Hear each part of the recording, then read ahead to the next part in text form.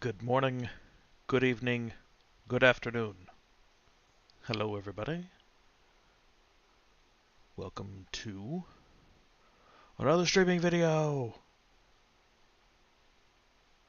Well, it's not really a streaming video, is it? It will be later when it's on YouTube. Alright, where were we? We were working on this dude, bro. This is a servitor skull from Warhammer 40,000. And that's some much needed coffee. We have been working on this guy on stream for the last couple of streams. So if you would like to go back and watch since inception, you can go to ZBrushLive.com and go find my page, Brendon Isaiah Bengtson, and then you can see all the past videos. Or you can go to Pixelogic's YouTube. They have them sporadically spruced through there as well. Yeah, so we're actually getting pretty close to having this guy done. He is going to be collectible size for 3D print. So I'm thinking somewhere along the lines of maybe this size. Like this height. So I don't know what is that, like 140 millimeters or something like that. Um, so we are prepping him to be able to be printed. What's up, Ida? And then we are actually I'm gonna give this one away as a free STL. So if you would like to be on that list for when this is ready to give to you fine young cannibals, we can... Let me grab my links here real quick.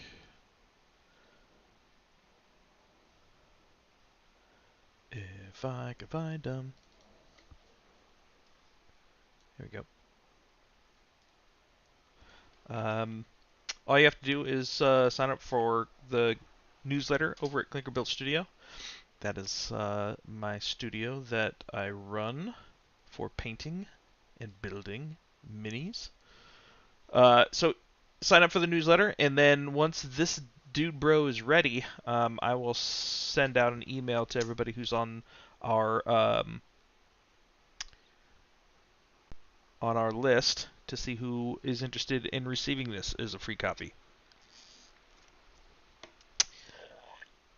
And then if you want to paint it, and send me some pictures. So that's the idea behind this project. The next project actually has already started over on the Stylus League stream with Mike and Bradley. So go find the Stylus League, and we will be doing... I think our streams are on Friday evenings, except for next week. So in 2 weeks from yesterday, we will be doing that again. But I'm working on a full-scale Space Marine that will be for print as well. This one's actually going to be Jagatai Khan from the White Scars. So that's the next project. So we will finish this guy up, and then we're going to start jumping into Jagatai pretty soon. All right. Thanks, David. Appreciate it, man. Thanks for being here and hanging out. All right. So we're gonna. So last time on Let's Make Cool. Shh. Right? Yes. Strike hard. Strike fast. We redid all of the little mandibles.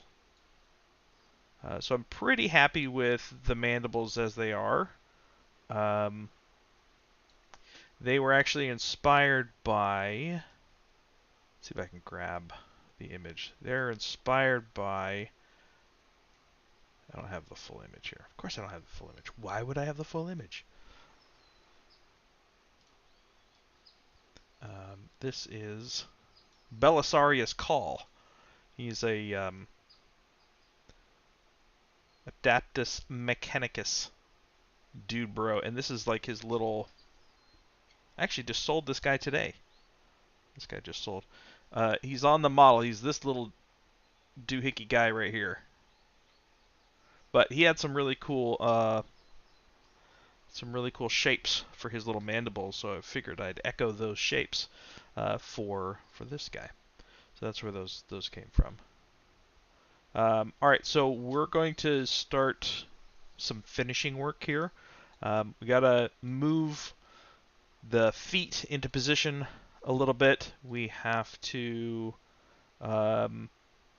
start closing up some holes and start cleaning up some of these tentacles. So, oh yeah, and we got to redo these little guys too. These are just placeholder antennas, so we got to do those as well. So we got some work cut out for us. Have some work. And then we'll do some nice integration stuff. I started kind of just playing around with some integration shapes around the studs here. But we'll need to do that. We'll need to fill holes and do maybe not quite as much design work, but more printer-friendly work. Start closing up some holes in those things.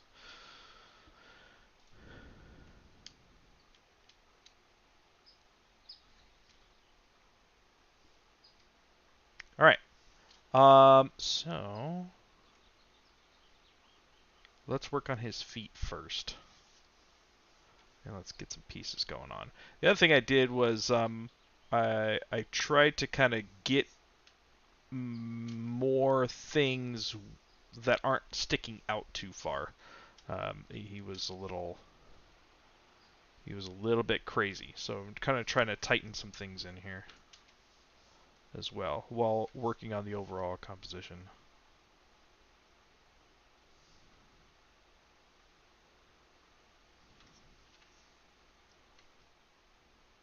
What kind of printer am I using? I have not actually printed yet. I also don't have a printer. However, I have been looking, and I'm actually pretty close to getting my first printer.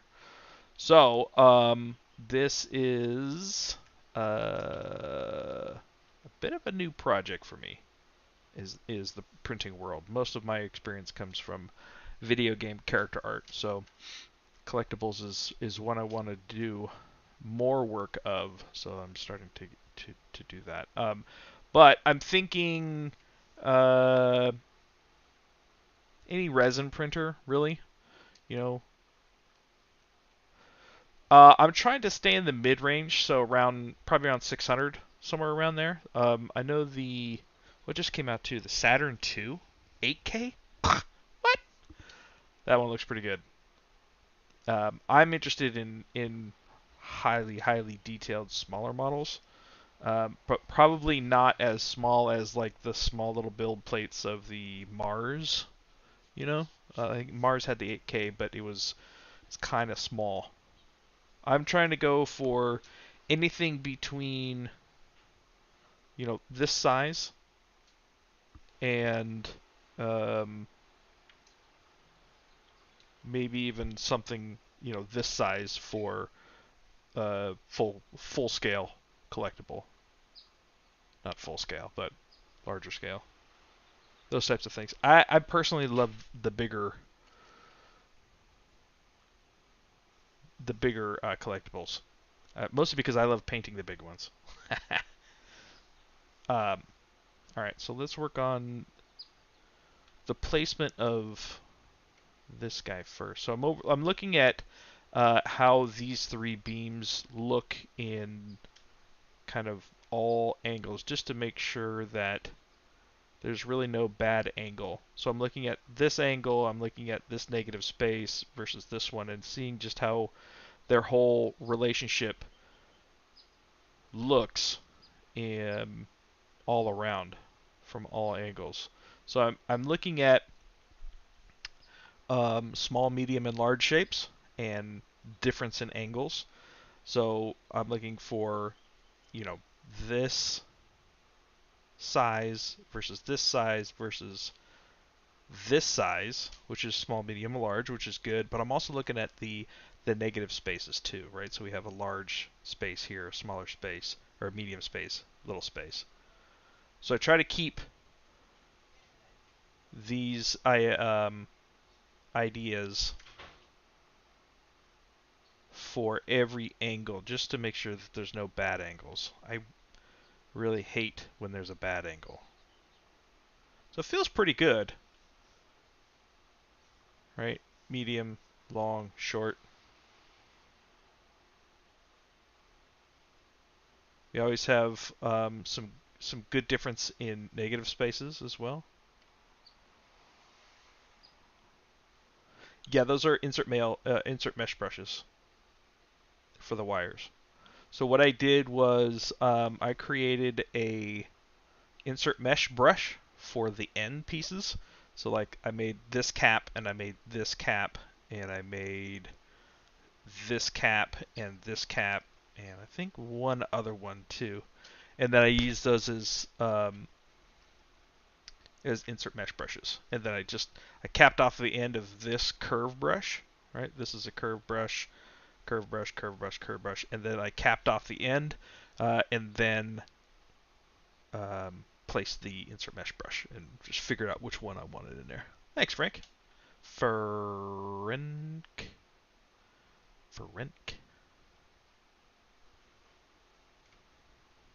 Um, I still got to redo those guys. Okay, so I'm also looking at the amount of degradation on the top too. I don't want all the tops of these to look the same.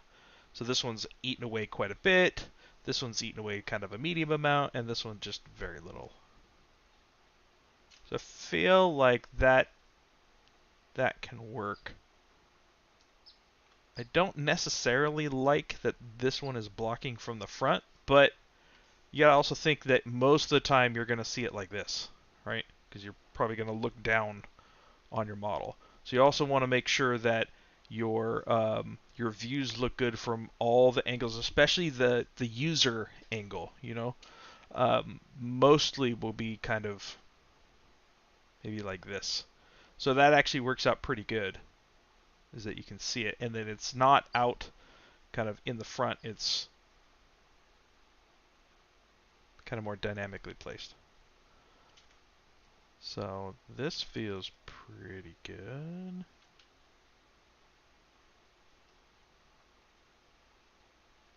Wires are going in different directions, which I like. There's no real parallel lines. These two may be a little bit parallel, but they may actually be different enough. Maybe I'll actually take this guy and move him real quick. So what I'll do is I'm just going to reposition the widget there, and we can make a really quick edit and just go boop. Something like that, so that even though it's similar, there are shapes in here and differences in the negative space as well. So maybe actually he goes back like this too.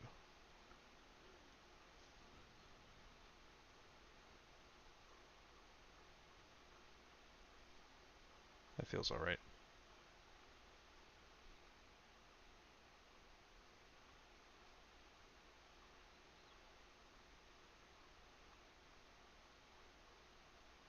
Okay. I think this guy's got to turn a little bit. Let's see if we can turn him.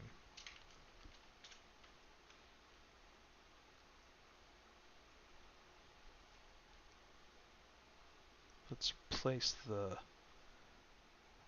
guy right there. And then we'll see if we can just turn a little bit. And this one we may have to get him a robotic octopus, yeah. He kind of is. Or let's see how many he's got. He's got 1, 2, 3, 4, 5, 6, 7. He's a septopus. Yes, it is. It is for 3D print. That is the intention. So I have to figure that out. That's kind of the challenging part of the production. Um, what I was trying to do is keep when designing this guy, I was keeping production in mind for about maybe 20-30% of consideration, but the rest would be for artistic consideration and design consideration. So once I'm happy with the design, then I'll start working on how it'll be produced. So are some of these disconnected, and then you have to kind of build it together, or is it you could just print this whole thing as one piece? That would be a challenge, and I feel like that challenge may happen off stream, because that may not be very fun to watch. But if you guys are interested, then there's a possibility. But this is an early rodeo for 3D printing modeling for me, so I am kind of learning as I go, which I'm not ashamed about. We all have different levels of experience now, don't we? So I kept these with different polygroups so that I can really quickly move each little piece. What brushes did you use to make the rock? I actually used a bunch of what's his name? The Michael Dunham XMD brushes. So if you have the XMD Toolbox, he's got a bunch of rock brushes that he has in there. I forgot exactly which ones, but I would look into the XMD Toolbox. It's a great tool from Michael Dunham. The wire brush is not available by default. I made those. I'm actually probably going to be making a lot of these pieces available on my Gumroad after this. So I probably will have these curved brushes, a couple of different styles, one with a secondary. I have some of these end pieces, probably some of these tentacle pieces, these little guys, this doohickey bro, and anything else that I pull off of here. I'm probably actually going to sell those on my Gumroad, actually. So if you would like to support me when I do put those up, you are more than welcome to grab those thingamajigs. And maybe I can do the claw, too, if you guys are interested in the claw. It's the claw! You're afraid of the claw. Okay, so I'm going to reposition the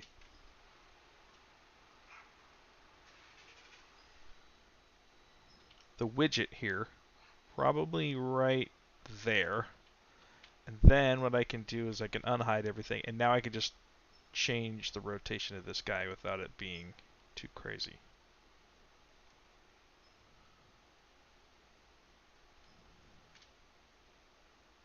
Something like that. Alright, and then let's clear the mask, and we want to close this hole up, so let's actually grab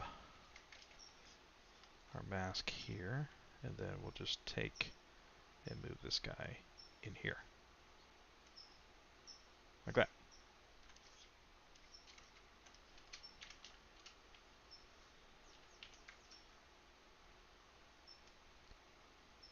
Okay, and then we'll put some rakes and scratches on this dude here. Question is, what do rakes and scratches for like this look like?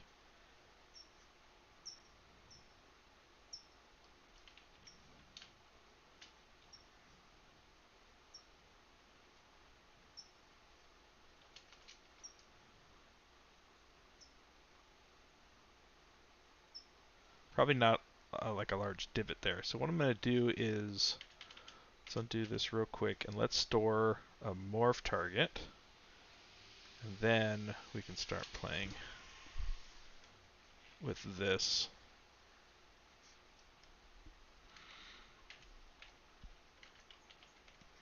Without having to worry about needing to go back. So maybe there's something like that. Maybe there's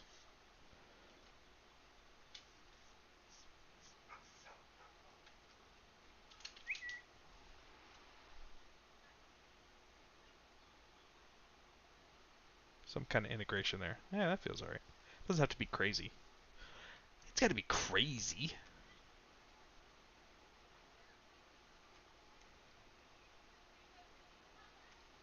Okay, so then we'll take this guy and this guy, switch that, mask that, unhide, inverse, reposition. Dialog, yes, 40K. This is a servitor. We'll throw this guy down like that.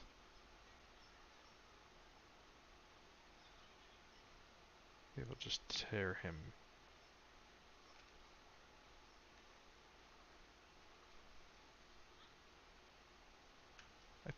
I want it to connect in here a little bit so that when I merge everything and redynamesh that it's connected. Okay. Clear that. Go here. And then I'm going to turn on ghosting, transparency, so that I can sculpt right through it. It's really handy to have that on a shortcut so that you can, because if I don't, right, and I turn that off, then I can't sculpt inside of it at the same time, right? So I can sculpt out here, but I can't sculpt in there. So I like using the transparency with ghosting, which is in transform, transparency, and then you turn on ghost. That way I can still have the visual cue of where that piece is and sculpt underneath it. Alright, so there's the idea that he's crushed this down a little bit here. Then I can use, so let's pull this all the way down like this. Oops. And then because I stored that morph target, I can go back with brush morph. I think it's O now. G. I don't know why they put G in there. Whatever. And then I could just pull this back a little bit.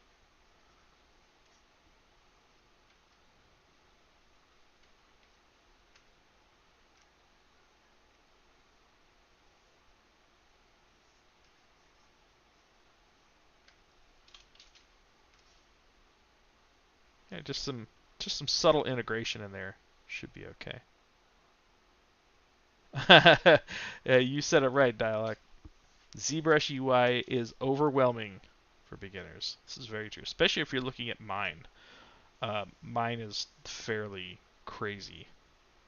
But there's a method to my madness. I basically just pull out from the tool palette here, this whole tool palette. I put things on the side here so I don't have to go and find them every time I want to use them. So, I mean, it's a subtle detail, but you're really not going to see it very much. And really, that's not how iron breaks or steel breaks. So we want to take that into consideration here.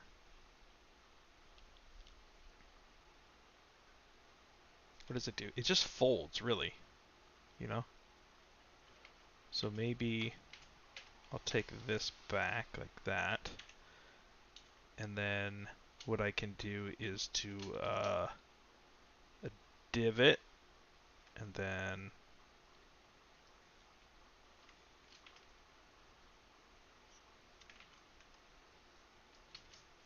just smooth that out just a little bit. So it looks like it's actually folding that in.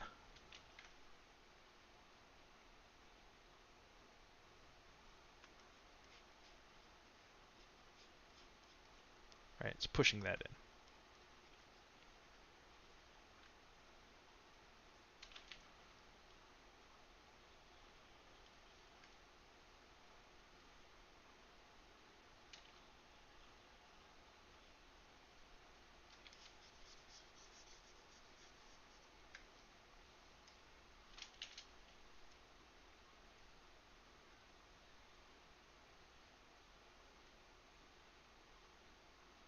Sure. You know, maybe I could do it on this side too, because it just looks like, oh yeah, it is clipping through there a little bit. So let's do it on this side too. So let's go, let's pull that in a little bit. Let's grab my, I actually have my morph brush up here, I think. Yeah, there we go. Okay. We'll just pull this stuff in like that. And then we can make our standard brush.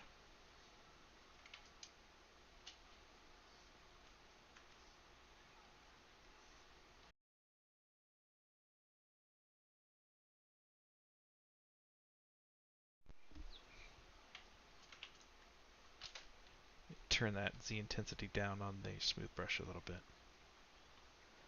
Happy little smooth brush.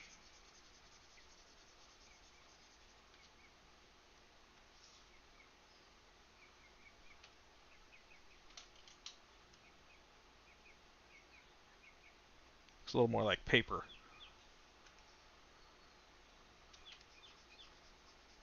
So maybe we'll grab, let's grab the morph brush and pull this back just a little bit. Maybe it's a little too much. So just really lightly going over with the morph brush.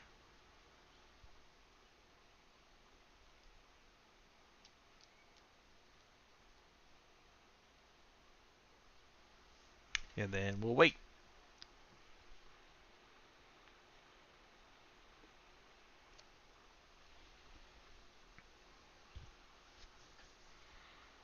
What are we gonna do while we wait?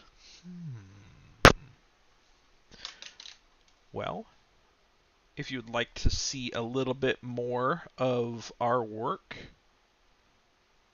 you can check out our website if you like, Collectibles Studio.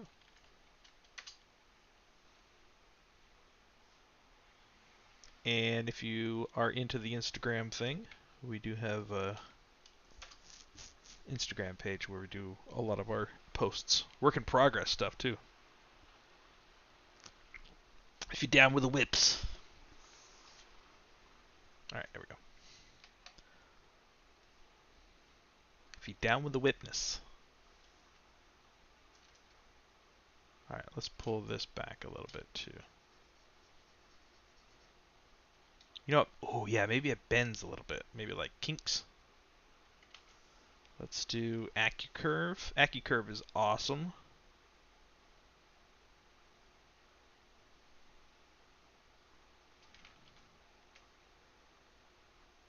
AccuCurve basically will just move a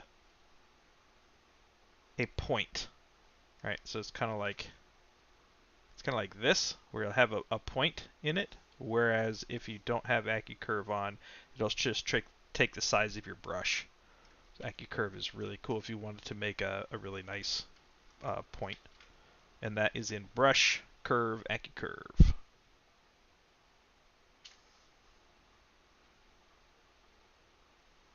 Okay, and then maybe we can actually pinch it here and see if it feels a little better.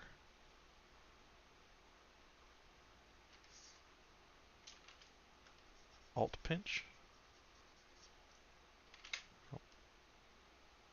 That's okay.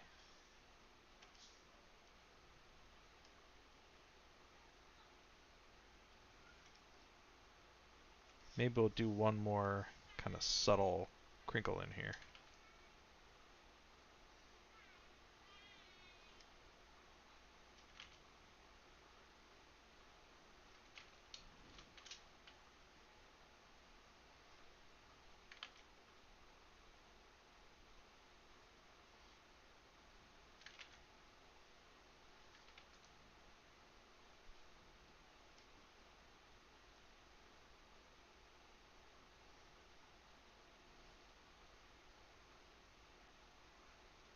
maybe something like that. And then we'll grab Morph Brush and just ease that in. All right. It feels more integrated, that's for sure.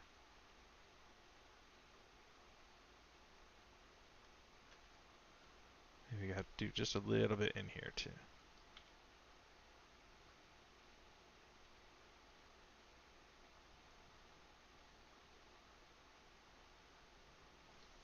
Grab Morph, and then just pull this edge back a little bit.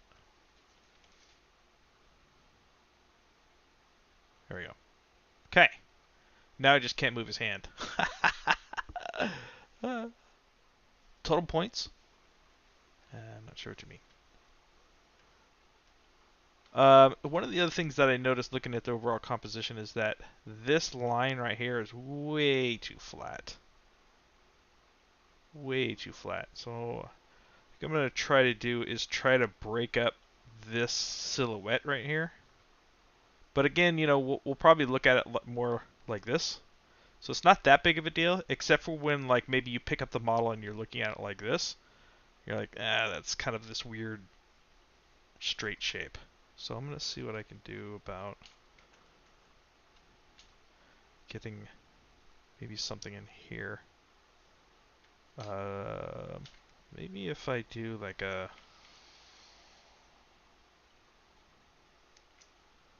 something like this, or just kind of pull that up, turn off view mask,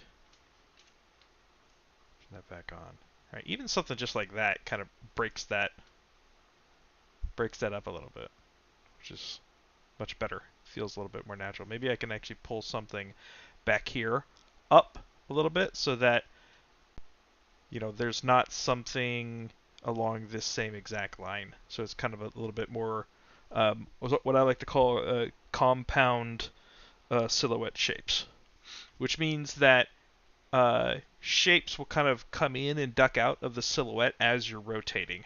So, you know, whatever is happening on the silhouette, when you turn it to the side, that may not necessarily be all on the exact same plane from whatever angle that you're looking at it. So, you know, when you look at this silhouette, it's made up of something that is, you know, closer to you or further away.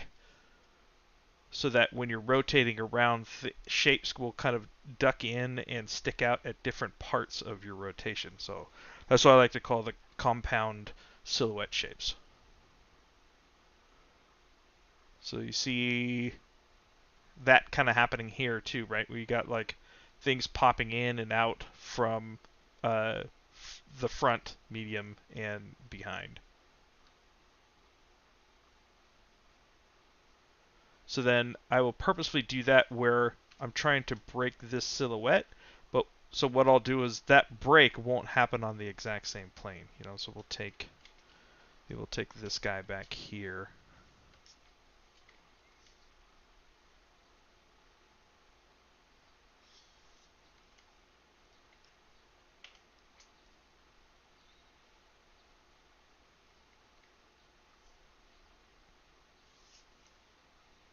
Like this. And then we'll just pull him up like that.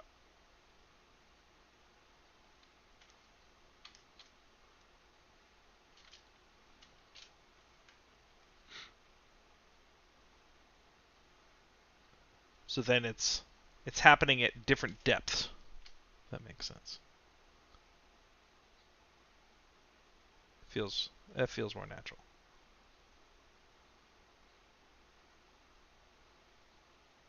And by the way, I suck at rocks.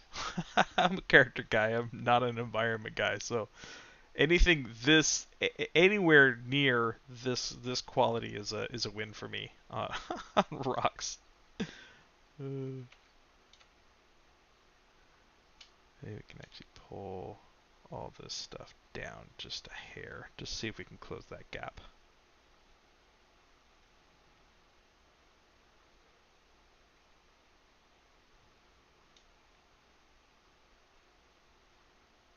Also, when I'm making large nudges like this, I always try to make sure that I move just little bits and pick from different areas, right? So instead of kind of moving like this and you're kind of like crushing everything, I find you get much better fidelity preservation.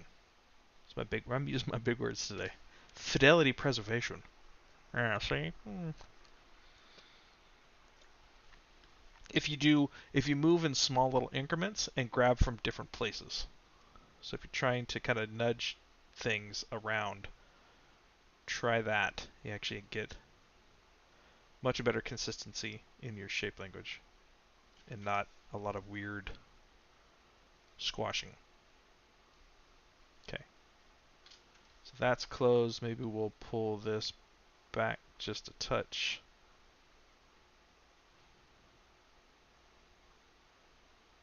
So it's not, you get this weird tangent here. Maybe we can pull this.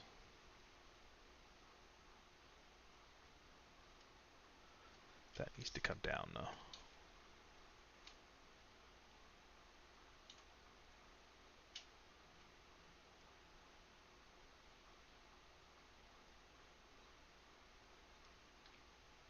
Okay.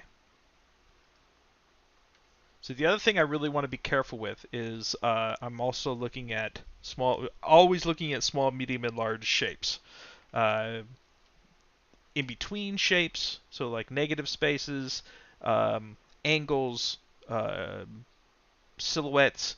So what I don't like about this is the distance from here to here. That's one element.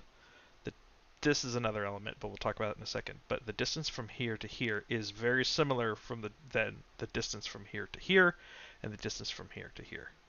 So it feels a little unnatural in there.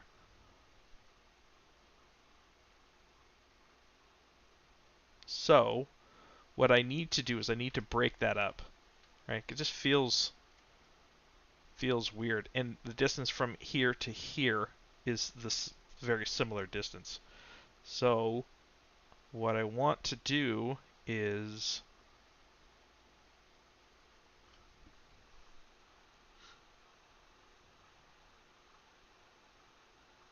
maybe I'll add one more little one down here. Maybe that will break it up a little bit. So let's grab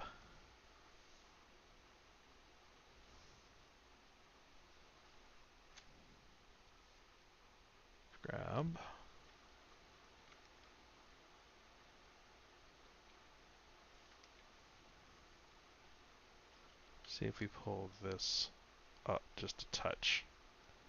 See if that breaks that up a little bit.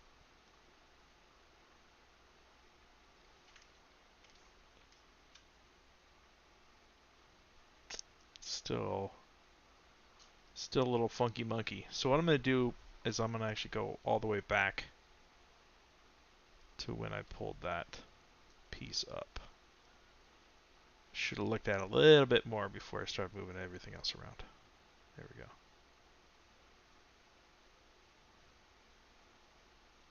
Okay, so what I want to do is I want to have small, medium, and large, right? So maybe I'll make another one here. That'll give me large, medium, and small. So let's grab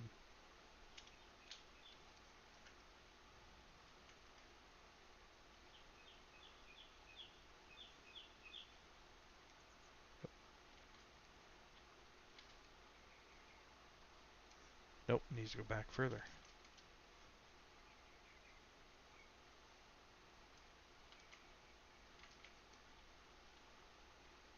Okay, let's see.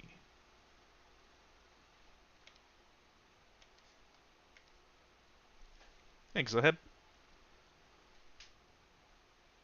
Yeah, I set up this ZBrush setup quite a long time ago, but has worked wonders for me. Okay, maybe something more like that, and then we'll take this whole thing and move it up.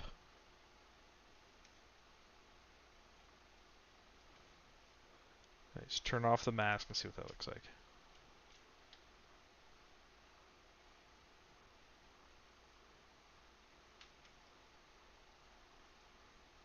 Okay. And then let's maybe see if we can grab this piece.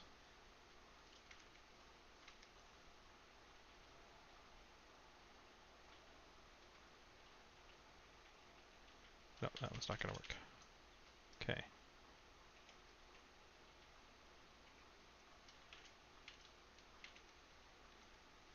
It's got to be a little bit further up here. So maybe what we'll do is we'll grab right around here.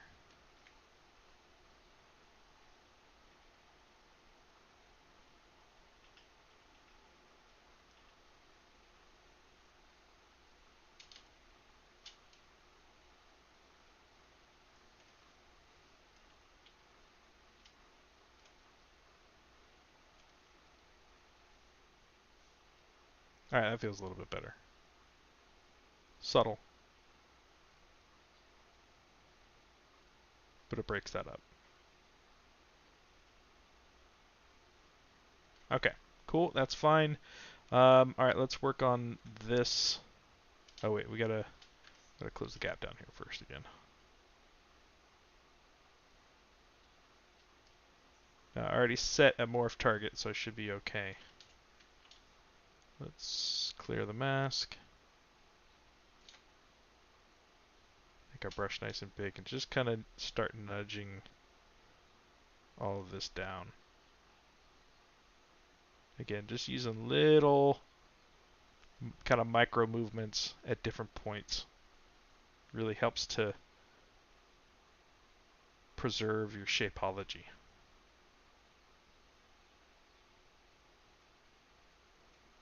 Okay, I need to bring this down just a little bit. Okay, feels better. Subtle, but it breaks that straight line up just enough.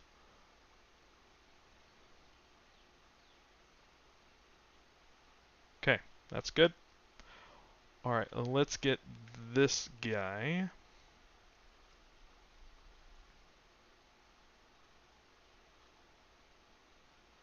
to a better spot. He's looking a little funky monkey.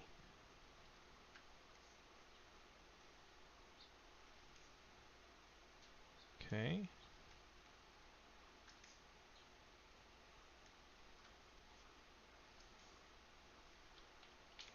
Let's see what we can do with him.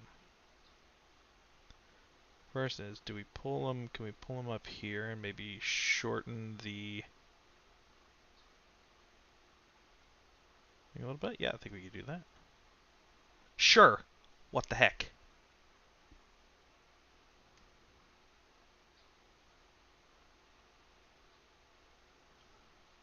That definitely helps. Alright, and then what we're going to do is, so this is okay here. Feel if we do the similar thing that we did back here on that one, I think that one will be okay. And this one we'll need to figure out.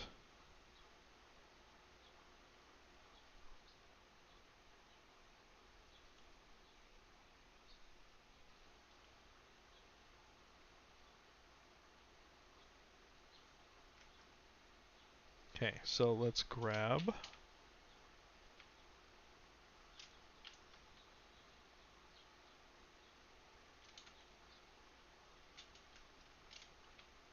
Alright, these are all one piece. So what I'm going to do is, let's hide all three of these, and then we'll do auto groups here. And that will give me this different from this on all three of those, but it will retain all of this as one piece. That's what I want. So, let's clear the mask.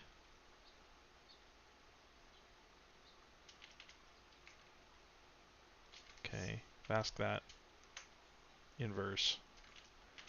Before we do that, let's reset our gizmo here.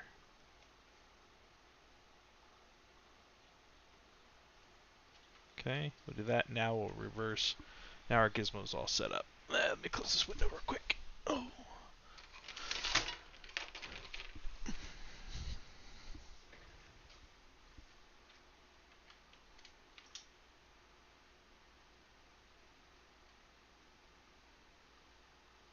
Okay, we want to in the rock a little bit, so it'll look like it's gained some purchase there.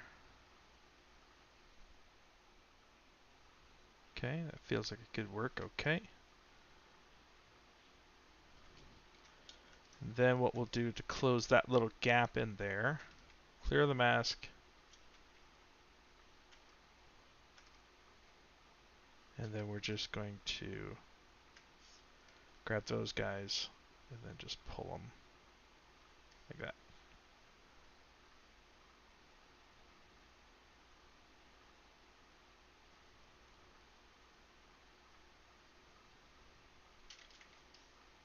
Okay.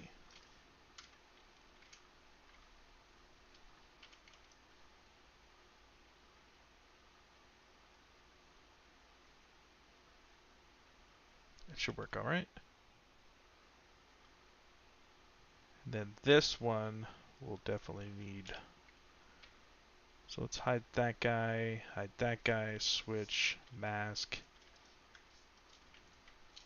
Before we do that, let's reposition this guy.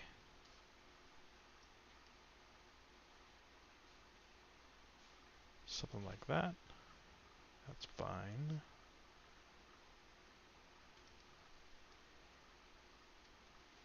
Okay. Then we'll switch. All right, there we go.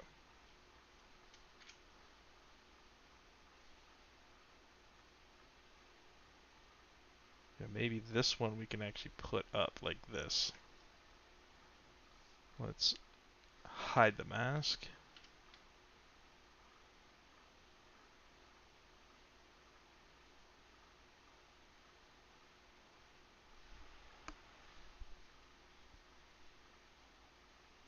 Looks like it's rotate a little bit though. This way.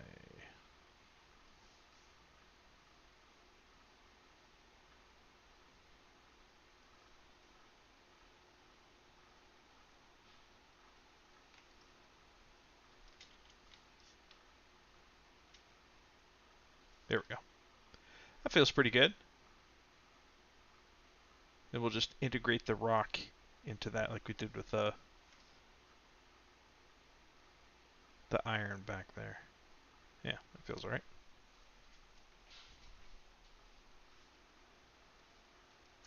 Okay, I do have a morph target stored for this, so let's see what this is going to look like.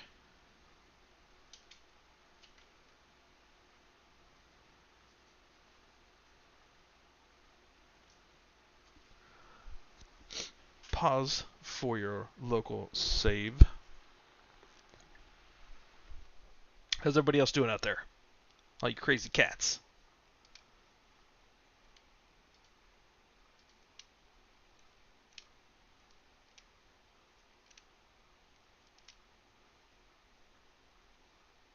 Good, I hope.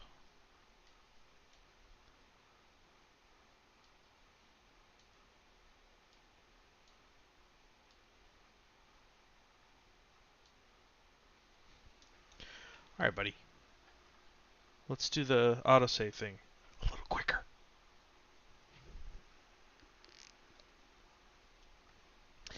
It's only 150 subtools. I mean, come on. It don't take forever. 150. Psh, it's nothing. There we go.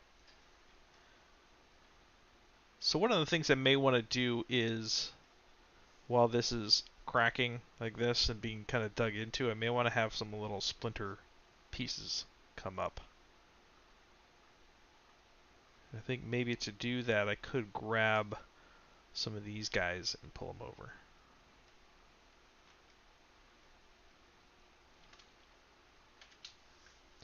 But let's pull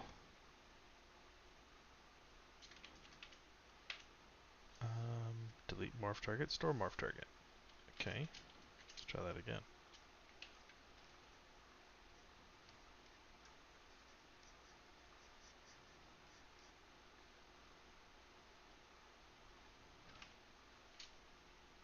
Okay, and then we'll grab our morph target. There we go. Pull that back just a little bit there.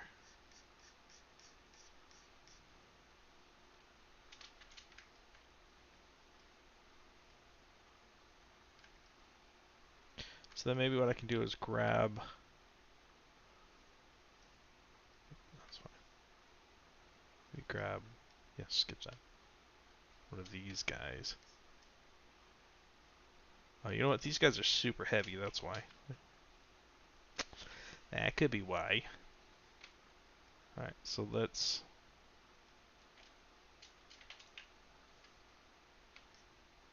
Inverse. Oops. We'll do split hidden. That'll give me that one on a different subtool. Somewhere right there. Right? And then if I just undo that, and then it will pull it back into this subtool. So now I have this one that is basically just duplicated.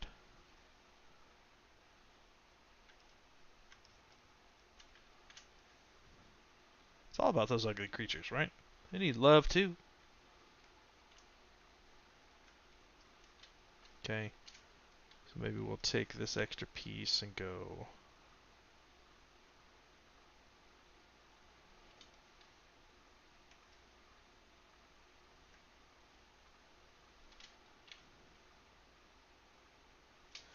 How many is this guy? 600,000. Good God, man. Definitely need 600,000 for that. Let me turn this over. Nope. So make this into like a little chipperoo.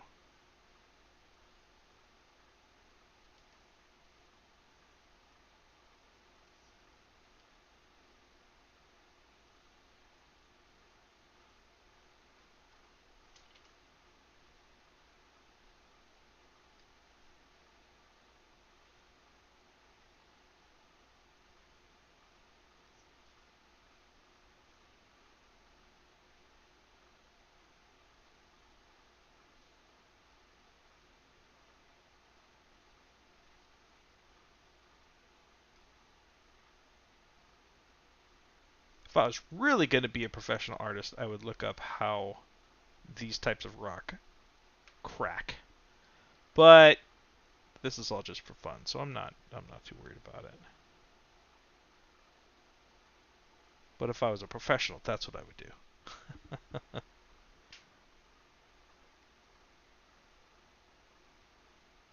Alright, so what we're going to do for this guy is we're going to vastly reduce. Maybe not that much. Maybe we can. Let's do our Decimation Master. That's such a great name. It's such a great. I am the Decimation Master.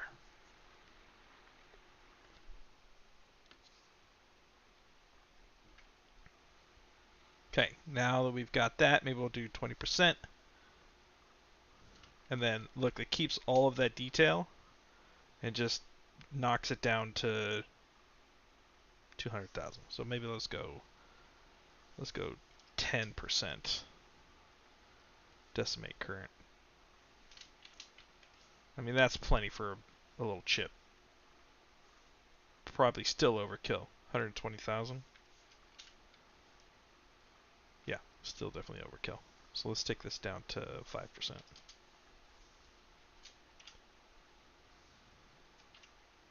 And then we'll see if there's any visual. So decimate current, nothing. Nothing changes visually. But it's much lower now. Or that 60,000. Much better.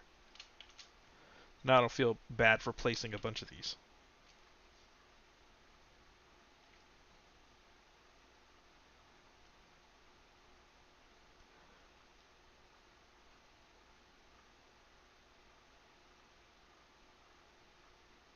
See if we can just get a little hint of integration in here. If I can find it. There we go.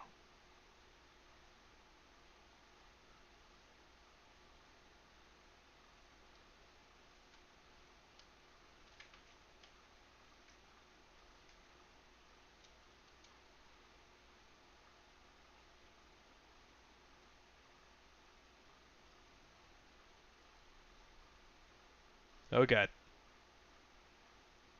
Where is it? Oh my god. I'm lost! Alright, there we go. This should be better.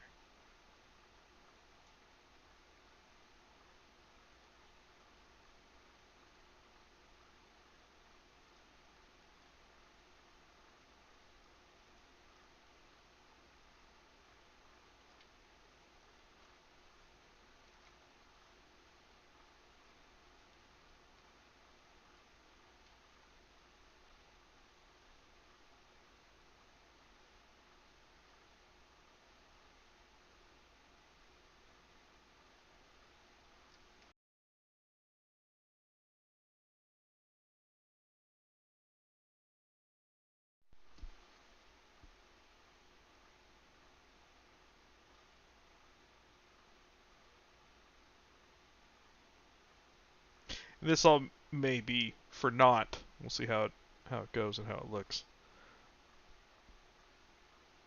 We'll see.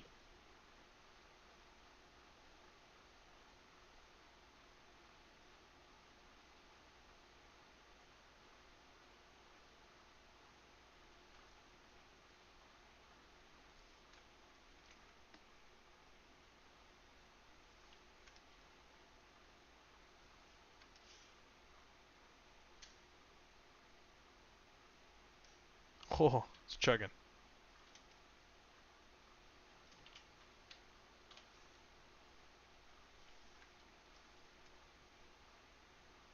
And it's just to help support the fact that that has been kind of breaking out.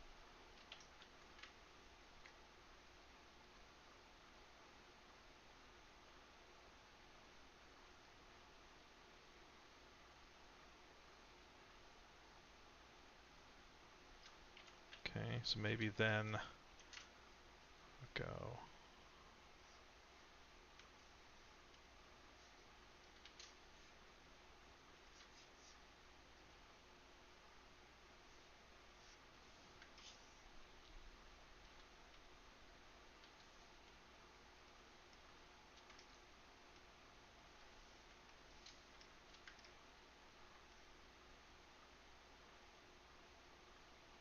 Sure. See how that actually works though. May dump that later. Kind of looks funky monkey, but whatever.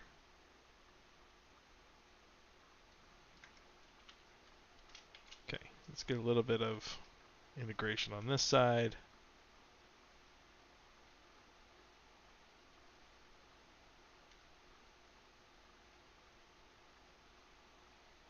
Okay, and then we'll maybe pull a little bit of Morph Target back.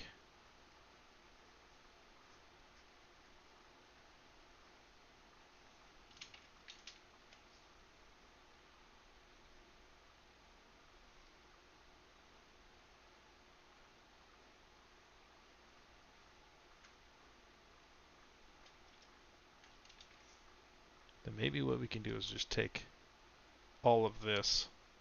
Let's duplicate that.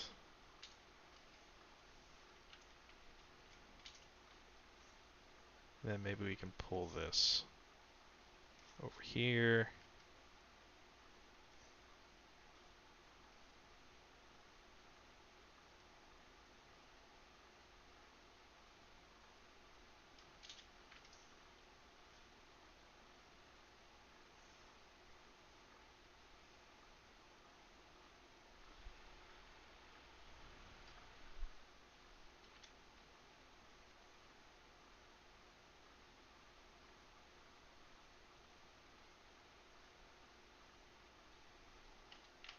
Okay, let's see.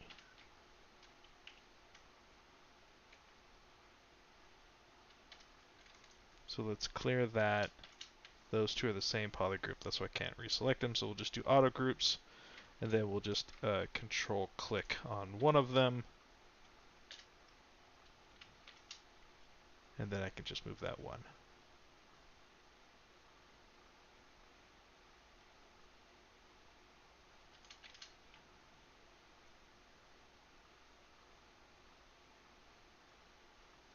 Okay, so maybe it's kind of crunching in like this. So let's go here. Let's pull this in, like that.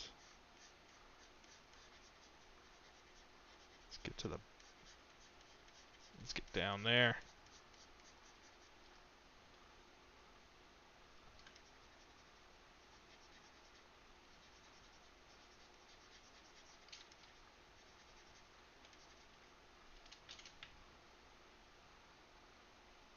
Okay, so this may have a kind of a bunch more rocks kind of coming out.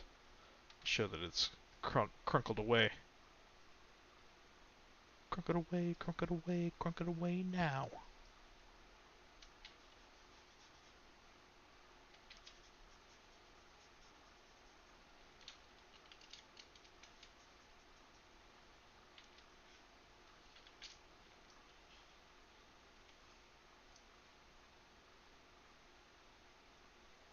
Okay.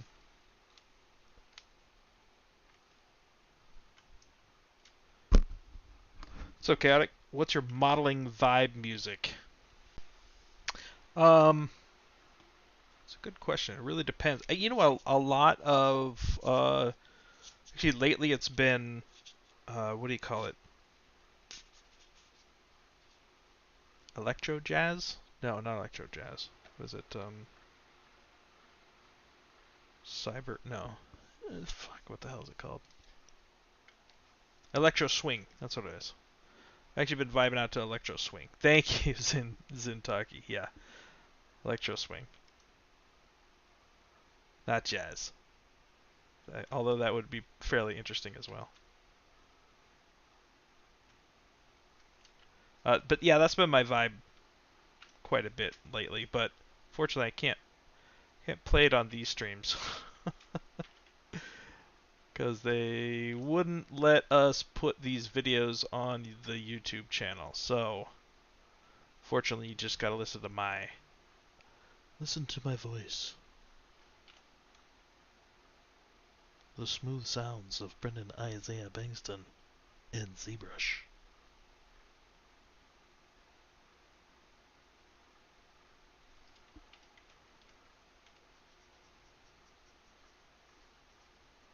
It's ZBrush ASMR. Alright, I think I can do this type of look where it's just kind of splintering out a little bit and cracking.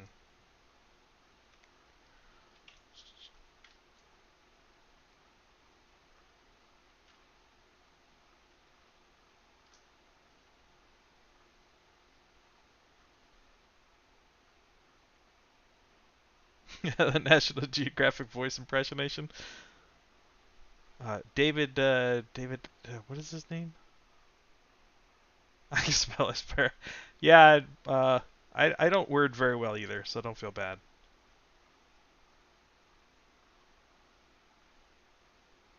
I art. I don't word or well, I'm much better at math. I'm more of a math guy, but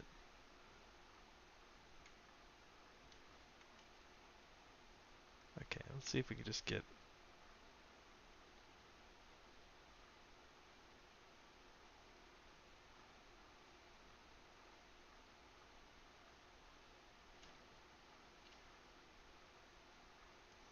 All right, let's just see where I'm at with this guy. All right, there.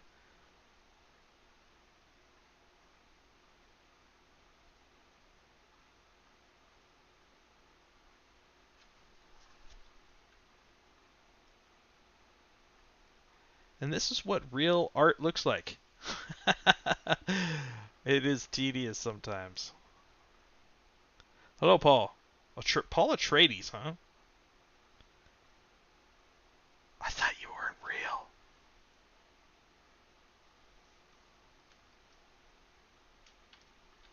Alright, so let's see how that looks. It doesn't quite look good. Maybe what we'll do is we'll pull...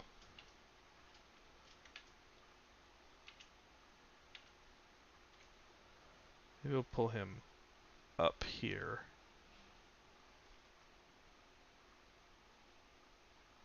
Okay, alright. I was like, dude, wait, you're Paul Atreides? You stop.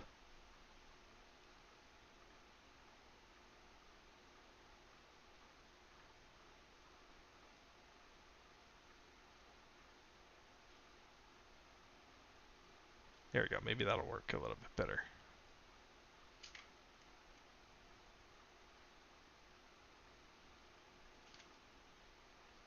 Okay, let's clear that out of there.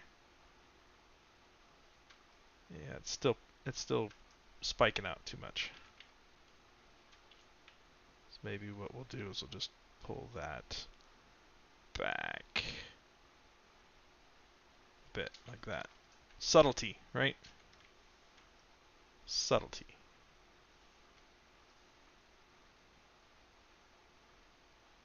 Yeah, it still doesn't quite look right, does it?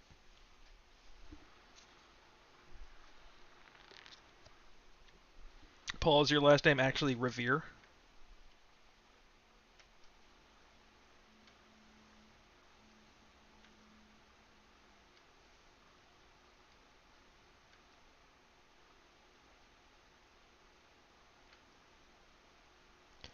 Alright, maybe we can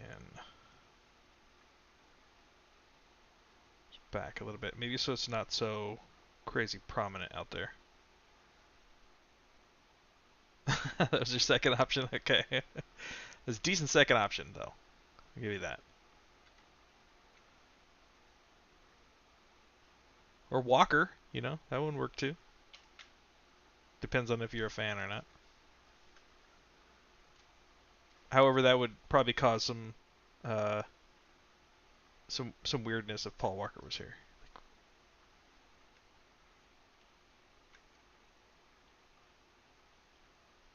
Muad'Dib was later, though, wasn't it? It was initially Atreides.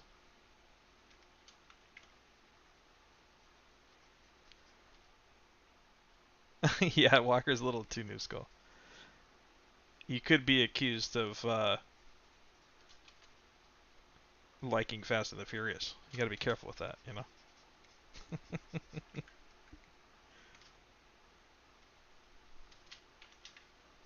Oops. Let's do that. All right, let's come back to that. But I think that integration for now will work. I may come back and visit those later. The weirding way. That was such a interesting use of words as well on their part. The weirding way.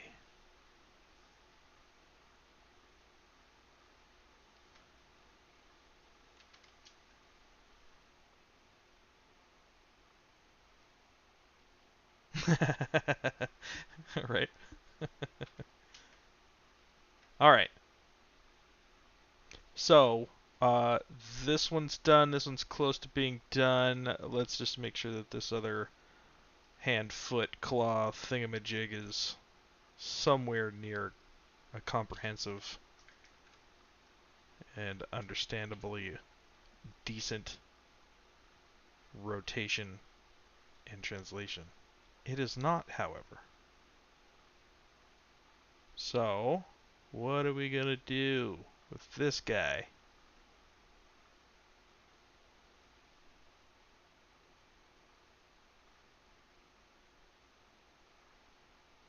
How's that, Gum? I'm doing pretty good. No, we gotta finish this piece, man. We gotta finish this piece. I have to. I've got to, mister! Gotta finish something. Especially since I'm gonna give this away.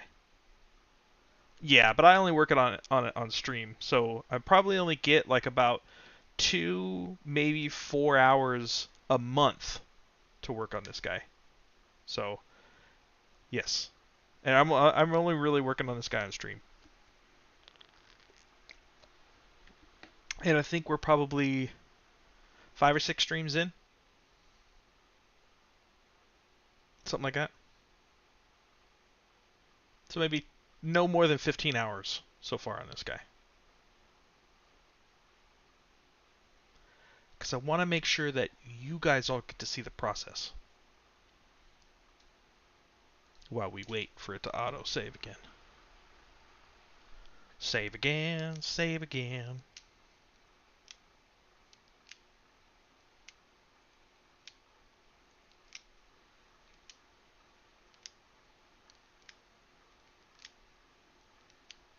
I may just have to buy a printer to print this guy out myself. No, no, I'm just messing with you, Gum. Feel like he's really alive. That's awesome.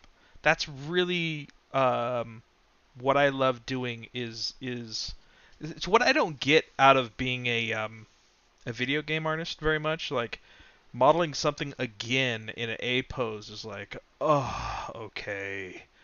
So that's a lot of the reasons why I really like motion in a static object because it's it feels like this. It's got like this like unnatural feeling to it, which is it's a static thing, but it looks like it's moving.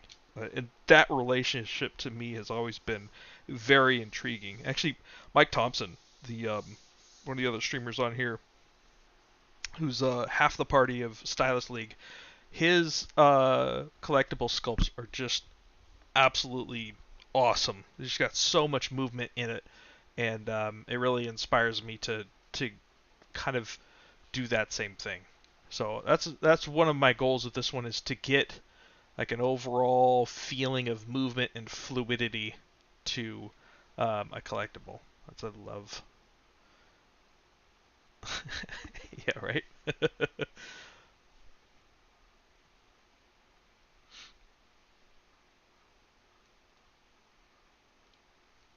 Yeah, I can't wait for part two of Dune.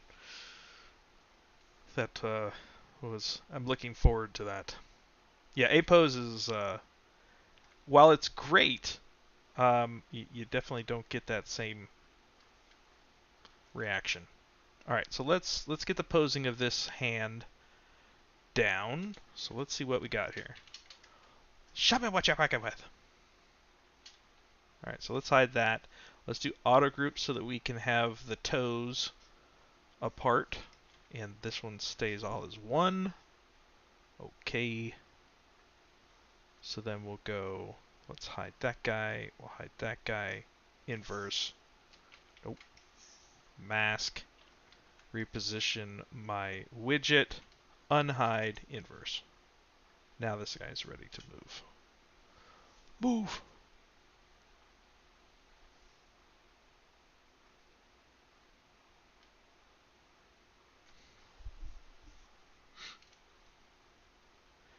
Yeah, this is the other thing I do too. Sometimes when I'm sculpting, I'll put on an old movie. Like Aliens. God, it's a great movie. A lot of times I will just kind of zone out to something that, like, that part of my brain that needs to fidget. It gets bored really quickly and easily. That way it can concentrate on those things and not get all bored. Okay, so then that's okay. I think maybe we'll see if we can just cheat that down just a touch more. And then what we'll do is we'll grab his toe.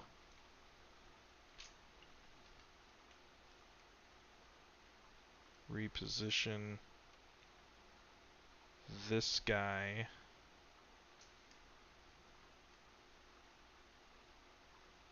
Like so. And then we'll see if we can just curl him right down onto this guy. And then we'll leave it a little bit clipping so that we can divot that in. So it looks like he's actually holding on to it.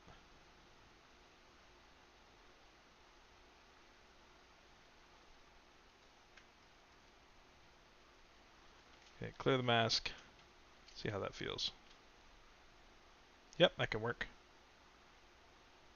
What's really cool too is that we can get some nice kind of like divot and some folding, you know, as he's like pulling it this way. So that would be cool too. All right, so that one's fine. This one probably needs a little bit of love for this intersection, but we'll come back to that. All right, so now let's do this guy. So we'll hide that guy, inverse, mask, redo my widget orientation. something like that. Unhide, inverse mask. Okay, now we're set up to do this guy. I may just cheat him this way just a touch. Oops.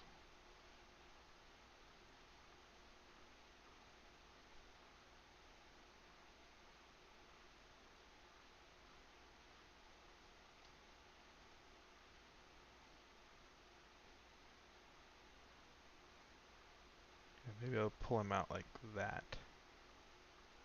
Then he's got his toe in there. We'll make a little divot in there.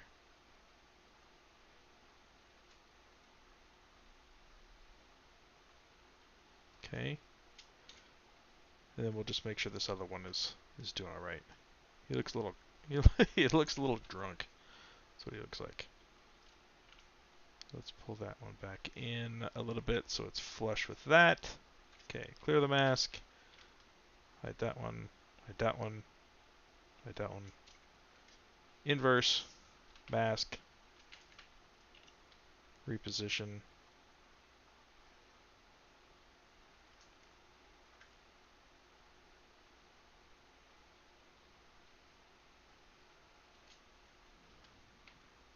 Unhide. Flip the mask. Alright. Now we got this fun mamma jamma.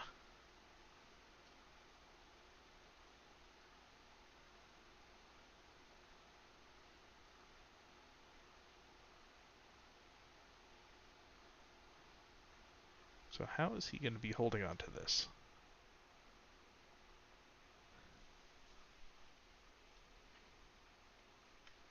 Need scratching of your pen for good results.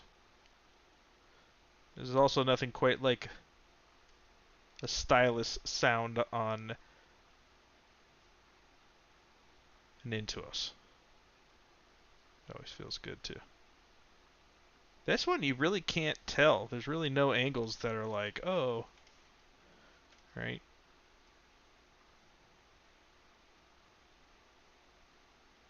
The only thing about this one is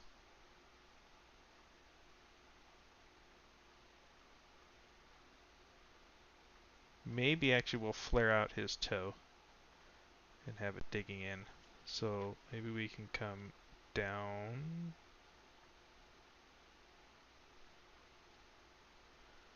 And again, some of this stuff you can cheat because you really want to make sure that the way that you look at it normally looks good versus the way it should be, you know, like from a physical standpoint.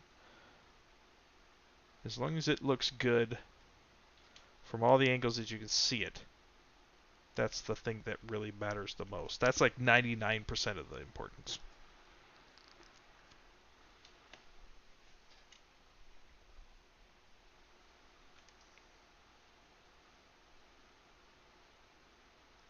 Okay, so then what we'll do is,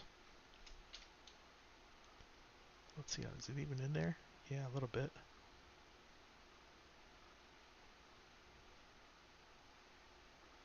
You know, I feel like somebody's watching me.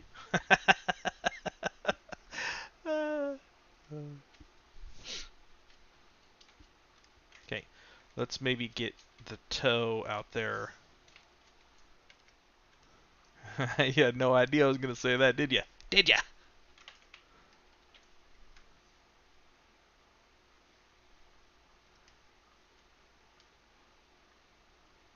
Okay, we're good. Maybe we'll flex the toe.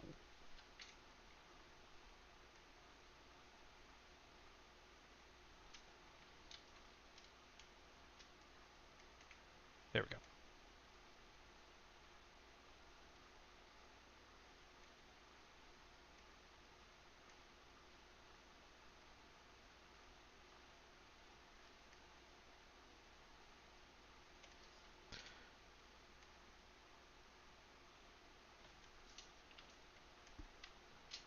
Alright, let's see what that looks like.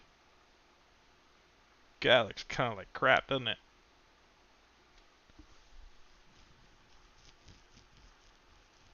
You know what would be cooler than this? Trying to make it look like he's doing a cool like on this little spot is what if he had one here, and one here, and he was just like crunching everything. I feel like that would be a better overall presentation, right? Because you want to feel like the power, right? So be cool for overall presentation. The the movement of the tentacles gives it good fluidity, but then you also want to perceive a sense of strength from this thing. So being able to, with these claws, bend steel, that gives a like a third dimension of tangibility. Dude, I'm killing the big words today. Killing it with the big words. Tangibility. It's my verbaculum. Mom will be so proud. All right, so let's let's do that. Let's do that instead, because that that feels like it would be a better idea. Pose it as if it was about to pull itself away. Yeah, that's another possibility too. The problem is that I think there's enough slack in this that it I don't know if it would if that would portray.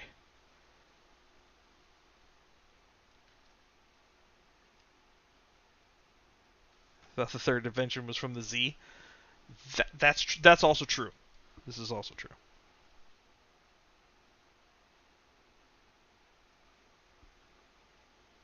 Yeah, this one is feeling like it's going to pull. Yeah, but that's also an interesting kind of pull and push dichotomy. Not dichotomy. It's antithesis.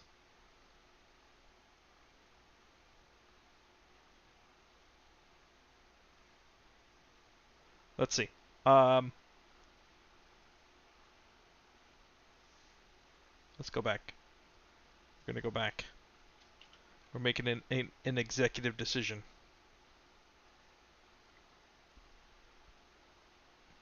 Yep, that's fine.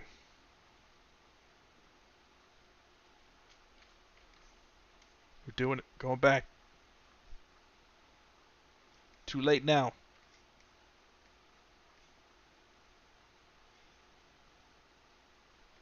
Okay. So if we kind of put this guy in the middle here, maybe rotate him a little bit.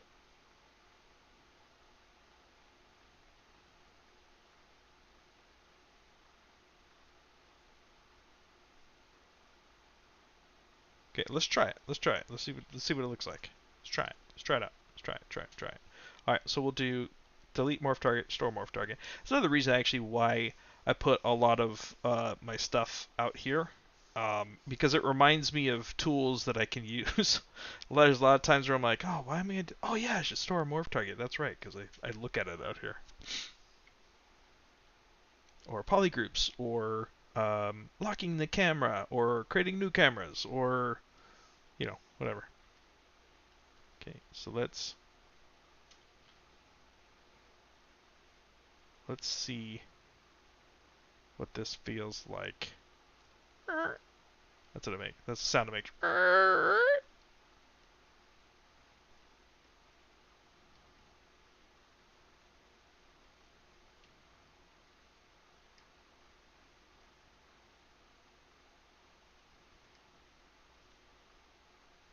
Kind of like this idea.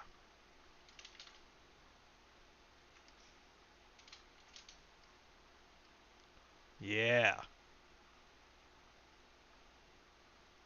It's more interactive with his surrounding too. You know?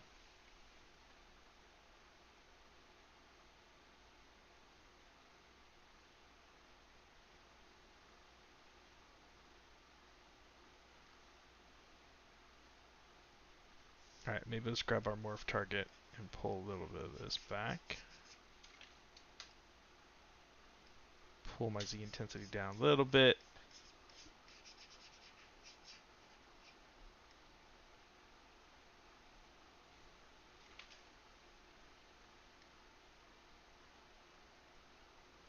That actually may work.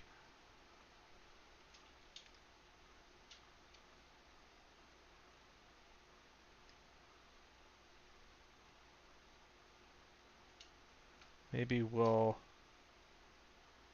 kind of give it a little bit of difference in this axis as well.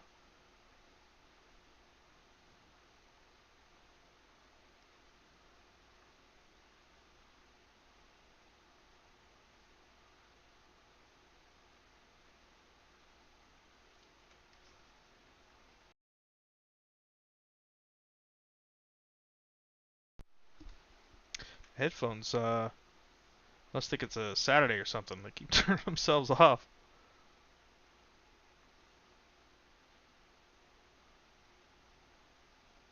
Maybe we can look like bent I-beam, what that looks like. Let's see.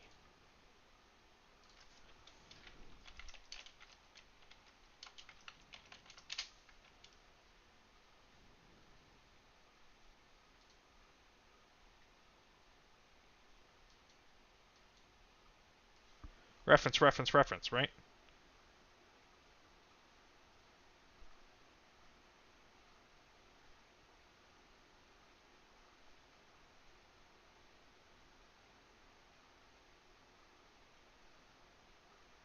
What's another damaged I-beam, maybe?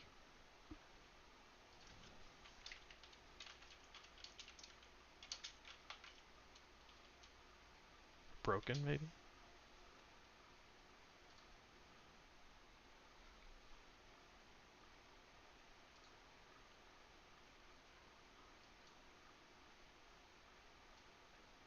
Yeah, ZBrush, you go ahead and save while we're doing this.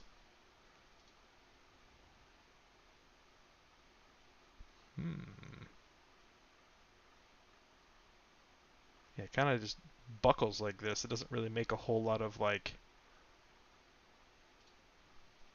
craziness, right? That's rusted.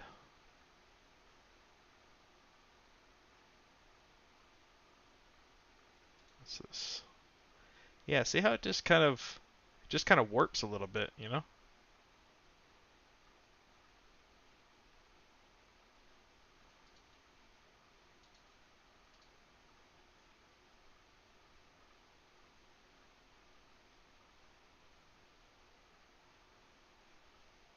Hmm.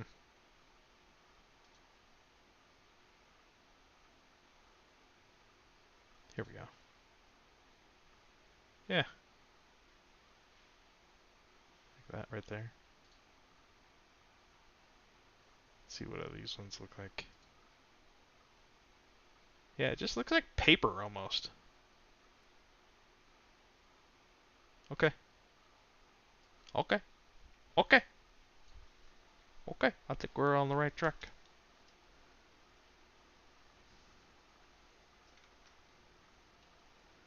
Maybe what we'll do is we'll just kind of fade this off just a little bit in there. So it's not such a... Looks like it's not just a move tool brush.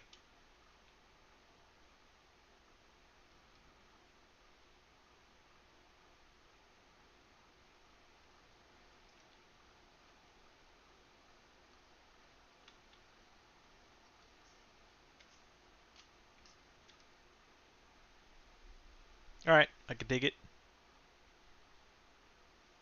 Now, we gotta do is we gotta rematch the tube. Let's see if we can nail this.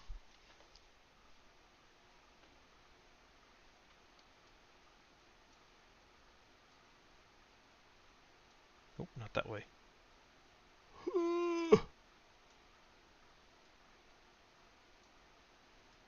This one may prove a little bit difficult. Actually, you know what? I think that may work right there. Maybe we'll just go back this way just a touch.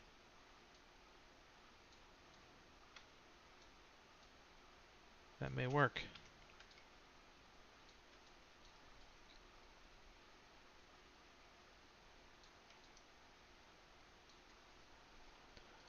See, maybe this one should go back down just a little bit. So it's really on that piece.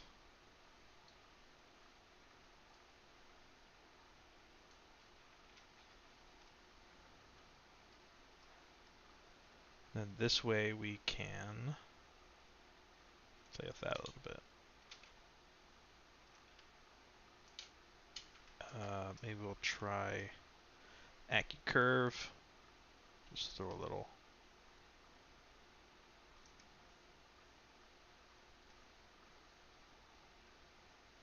pinch in there.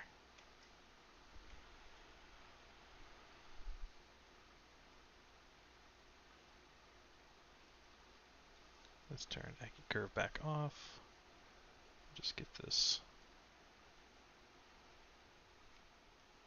servo skull.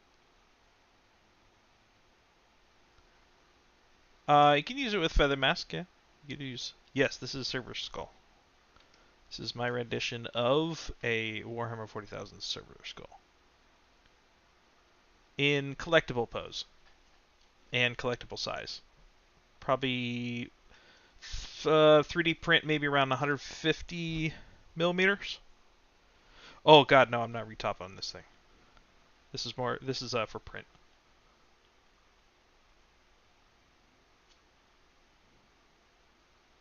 Definitely not retopoing this guy. Hell no.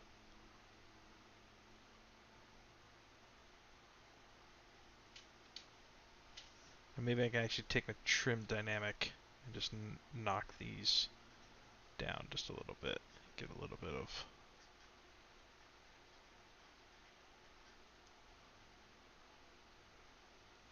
little wear and tear in there.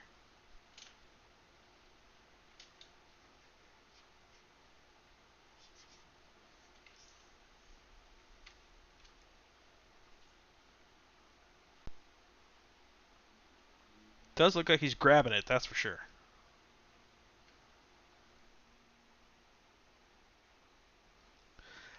Yeah, with the little spark pieces though, it'd be really tough to print those. So I'm trying to strike a nice balance between enough little detail and not too much so that it wouldn't come out in a 3D print.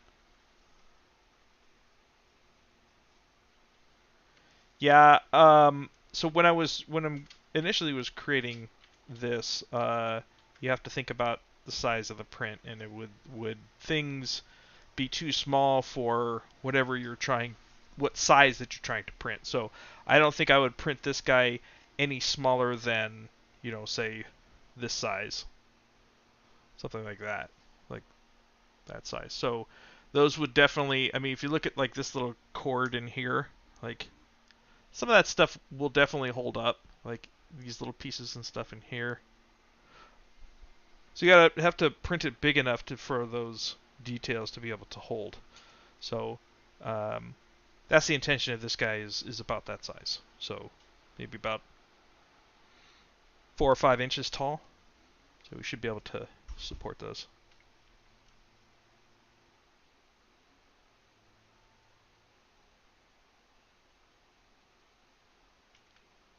Oh, 5 cents are cool. Yeah, I was looking at we're looking at these guys to see how kind of I-beams bend and break. So I think getting some of these subtle bends in there is good, but like some of these like little tears and things, like this type of thing, I think is another thing that will help sell that as a little bit more realistic. Does it have to be one model or multiple subtools? So now I'm not quite sure yet. I have to figure out the production side of it first. So I'd like to print it as in the least amount of pieces possible, but we'll see. We'll see.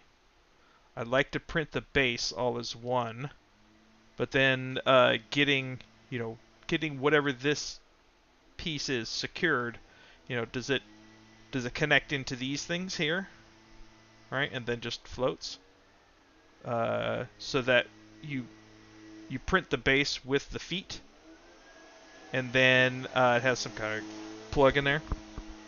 Sorry, my gardeners are here right now. It's loud outside.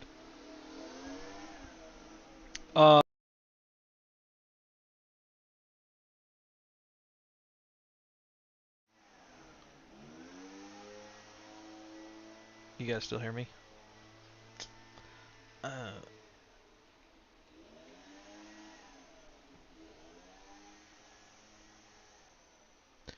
think you can hear me, but I think my webcam just killed itself.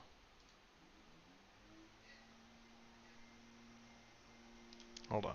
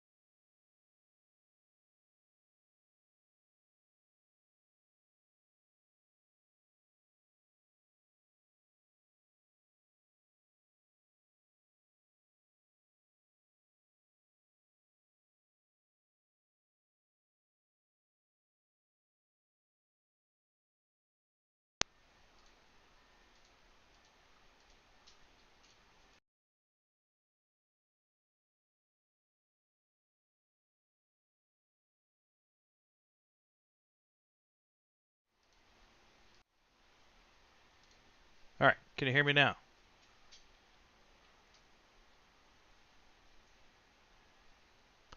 Can you hear me now? Check, check. Let me know if you can hear me. Looks like my mic's working again. Cool. All right, sorry about that. Yeah, I think my USB is like starting to go or something. My USB port is starting to crap out because everything kind of just died on it.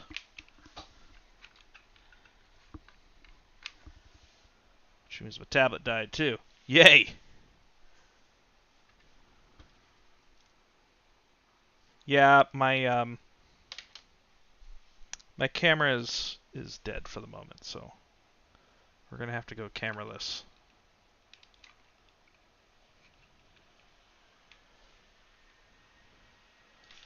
Gotta fix my get up here. Gotta hitch my giddy up. Give me a second.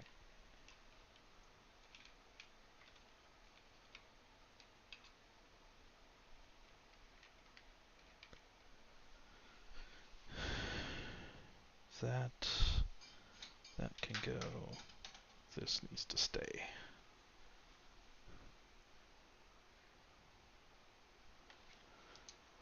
All right, that's working. All right, we're gonna hobble along here for the last 20 minutes or so. You can hear me, and I have sculpting abilities. Okay. You don't get to see me though. Sorry.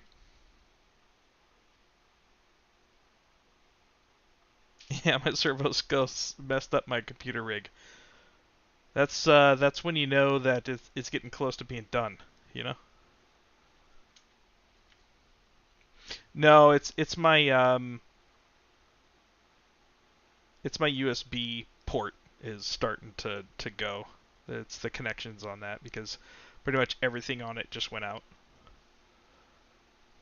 That's alright. I'll get it fixed up. Let's actually go.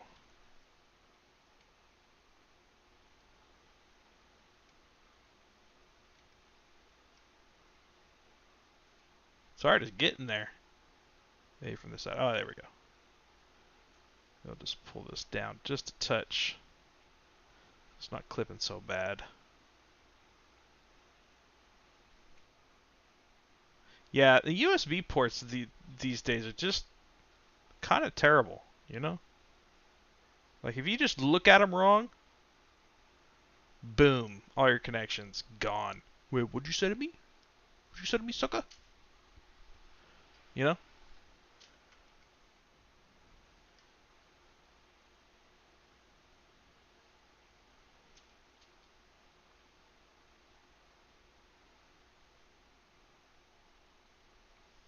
AMD? No, I have Intel.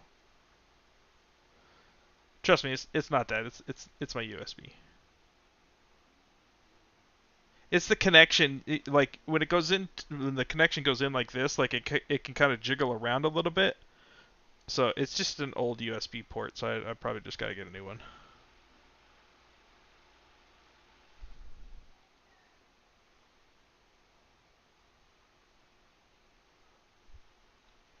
AC, I don't have a series for this particular one. You can actually get it for free though, if you would like. You can just go to ZBrushLive.com and find Brendon Isaiah Bengtson as my artist page, and it'll have all of the videos there that you can go back and watch. You can also, if you want to be dareful, you can go to the Pixelogic web page, the Pixelogic YouTube, and scroll and find all of them that way, but that'll probably take forever. Too many USB devices, yeah. You should see mine. I have a KDM switch, I think is what it is, and then like a USB switch and two USB ports that I'm trying to wrangle because I have my work computer here too, so I try to wrangle all that as cleanly as possible, but not so much right now. All right, so that feels okay for now. It will do a little bit more details here.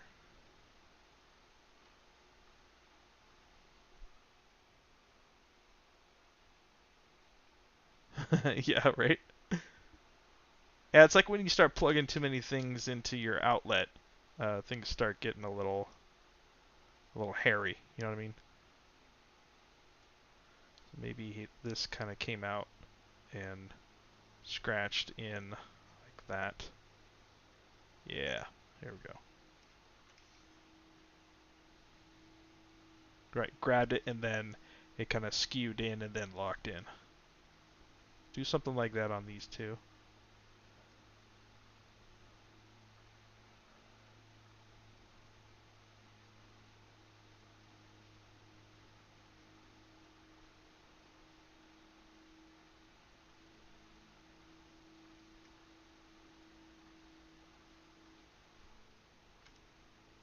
Dude, Nightbot is going crazy today. I apologize.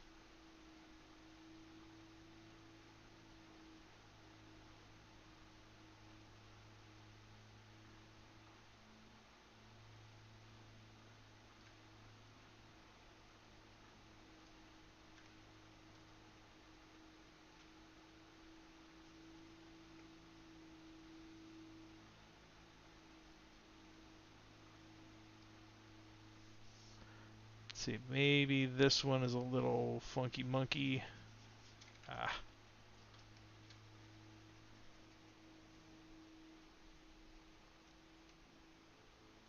Take it easy, cool.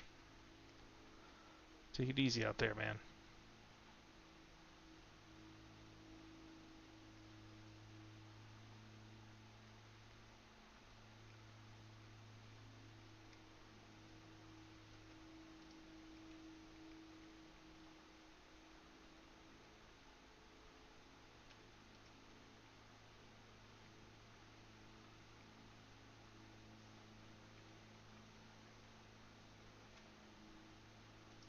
Maybe there's like a little rip tear or something in here. Not to be confused with Ric Flair or Rip Torn.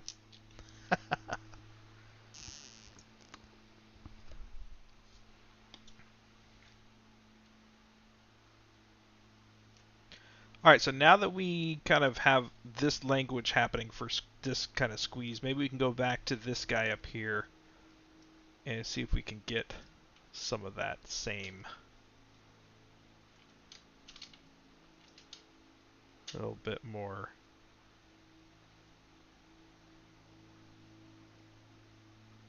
Squoze McGee here.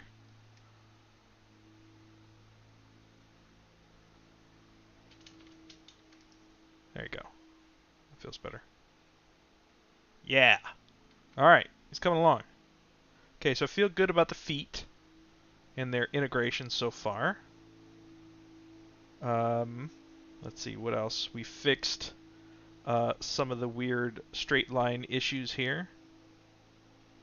Yeah, rust can work too. I think that can be some more finishing detail. I think we need to make sure that the placement of the pieces back here makes sense, and try to figure out something a little bit better for how they go into the skull. So right now they just kind of go hippity dippity wherever I want to be. You know what I mean? So I'm thinking.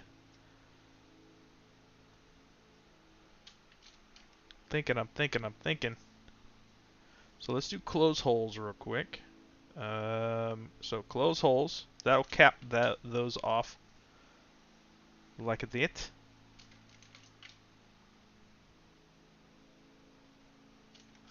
No, that's okay, man. So let's go. Let's grab that there, and then yeah, I gotta resculpt the spine pieces too. They are not my favorite at the moment. So let's go.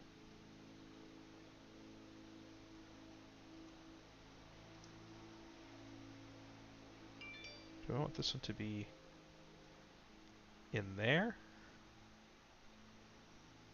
Or do I want it to be out here? Like a 1, 2, 3, 1, 2, 3. You know, so if it has 3 here and then 3 on the inside here, so 1, 2, 3. So I got 1, 2, 3, 4, 5, 6. So I could do that. So then I take this guy. Let's use my pizza boxes. Let's grab that guy as well. Okay, do I have everything? Let's make sure that we don't move that guy, and then we'll just move something. Alright, that's fine. So maybe this dude bro comes in here.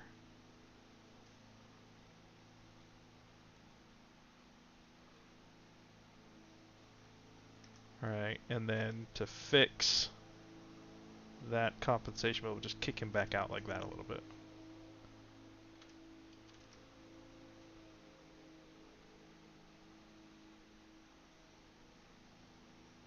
See how that looks. Yeah, that's okay. And then I need to move this guy, so we'll grab him. Again, let's do close holes.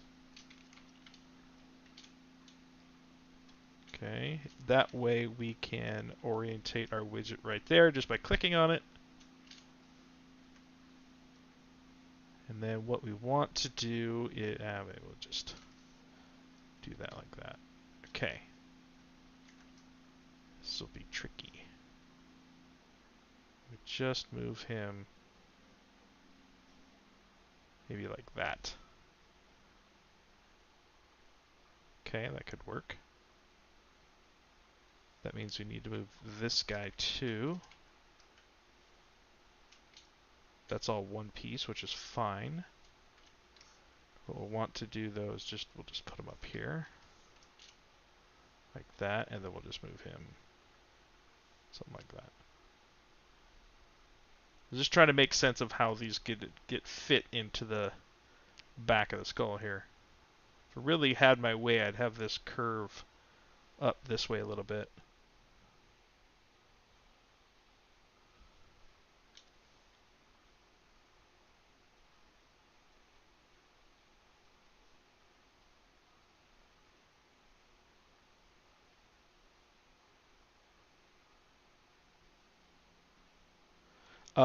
Would like it if it was a little break on what part? Cool effects. You talking about on the iron pieces? Okay, so that's okay. This one here needs to move just a tad, like so. That's also not clipping. Okay, that's good. And this guy needs to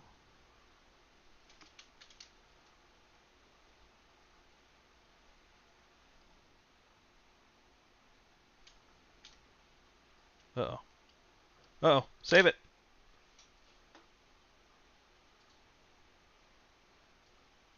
Let's save this guy. My computer's freaking the hell out right now. No, that's my video card. That is my video card.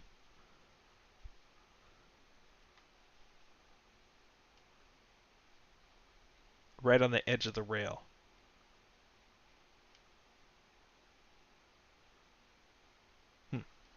Alright. Let's do document, new document. Nope. Let's drop that back in. Hit T. And we're back. Okay, good. That we're black. Broken edge. I got you, man.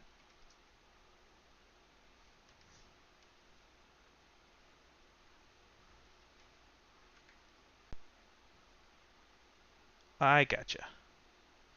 So this we're going to move back a little bit.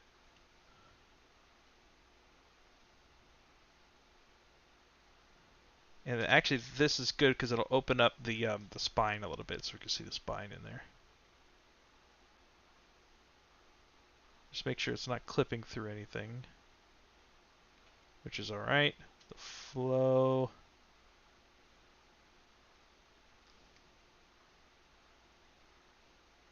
Yeah, that still feels pretty good. It's still got some good motion. Everything still feels a little motiony. Okay, that's alright. Alright, so maybe what we'll do then is we'll make like a little plate here to support those ventricles coming out. Okay, yeah, that feels good. You know what I'm going to try to do? I'm gonna now Dynamesh everything together. Yep. What I'm going to try to do is I'm going to try to bend this so it's not coming out. It's going to come out straighter. So, here's what I'm going to do. You ready for this? Good, because I'm not. I have no idea if this is going to work. So let's do bend curve.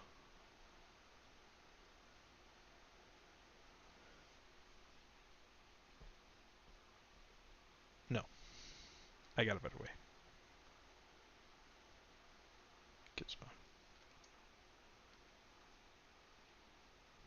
Yeah, I'd be really careful about how I combine things and making sure things are watertight and not have a bunch of inside little pieces and stuff. So all of that will come later once I'm done with the design. So what I want to do is I want to kind of curve this guy right here, but if I use bend curve, it'll be everything, which I don't really want to do. And I don't really won't really have the uh, the ability to just kind of isolate this and have a nice bend to it. So what I'm going to do instead is use the, let's see, I'm going to use the transpose tool. I said stop. Make it. So let's mask all of this first, and then we'll just catch that fall off. And then what I'm going to do is I'm actually going to put my gizmo in here like this, and then I'm going to hit Y, and that's going to turn to the old gizmo. Alright? And now I can do some funky wonky stuff.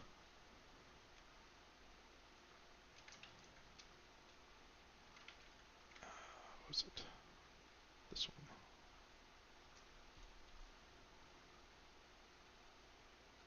How did I do that last time?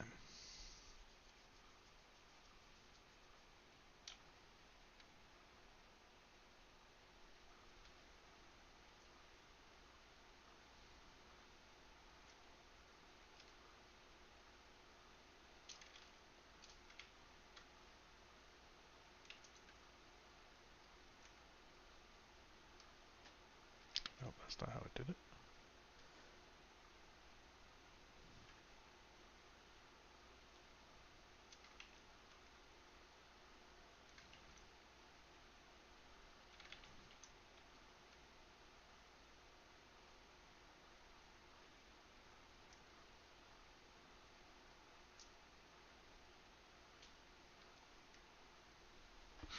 Transpose tool is so cool.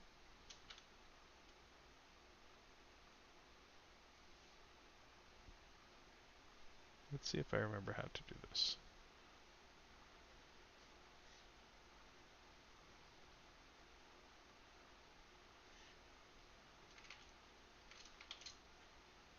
Okay. So let's grab, oops. Let's grab this. Let's pull the whole thing back.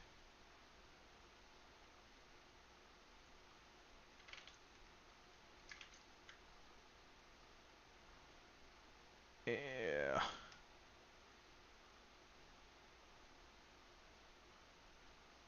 Maybe I'm just overcomplicating this. Maybe we just go.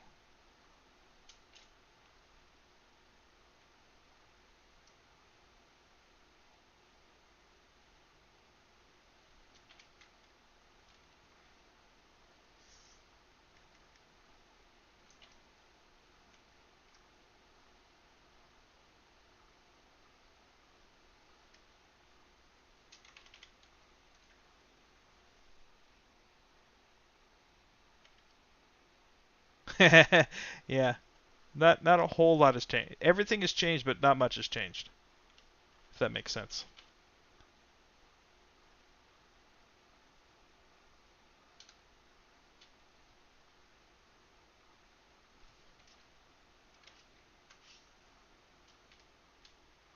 Yeah, that's good enough. All right, so let's do this. I'm going to.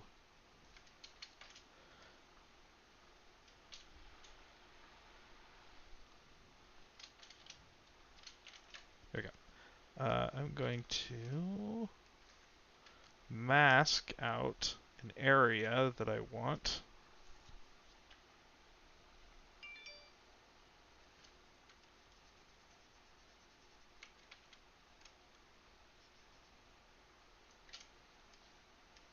So let's mask all of this out.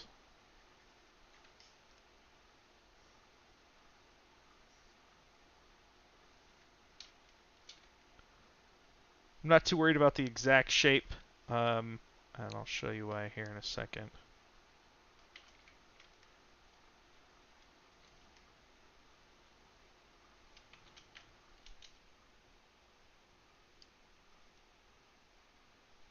Is it because I had AccuCurve on? Oh, that might be it.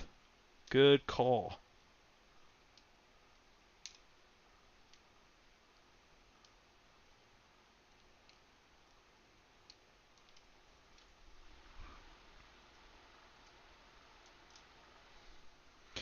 And we're waiting for autosave again.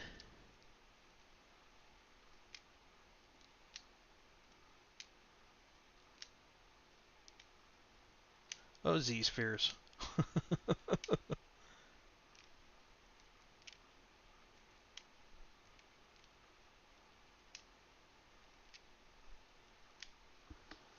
Alright, come on, buddy.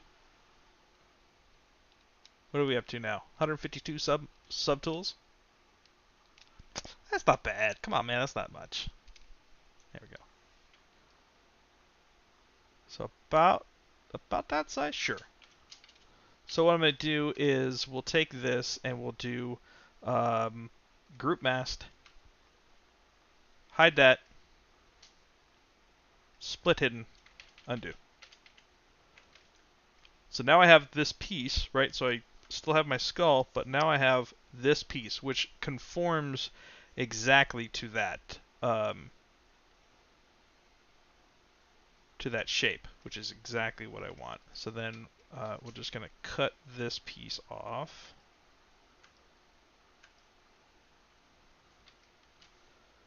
Delete hidden. Actually, we're going to cut all of this off because I don't want it to curl in. It's a little weird if it curls in. And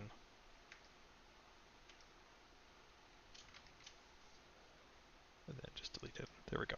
Okay. So then we'll use polish by groups. Now we'll kind of clean up the edges a little bit. See, like that. So polish by groups will just kind of clean up your edges a little bit, and that's in deformation. Polish by groups. And then now we can go in, and now that we have a little bit clearer of a border, we'll go into ZRemesher real quick. We'll hit my 20 by 20. We'll do maybe half. Okay, and then we'll hit a couple more polish by groups, and that will clean up some of these edges. So I use this this method quite a bit, where if I need something that is on kind of a complicated surface, I'll just mask it out, put it on a different layer, clean it up, use some polish by groups. All right, and then let's go half. Let's get this down a little bit.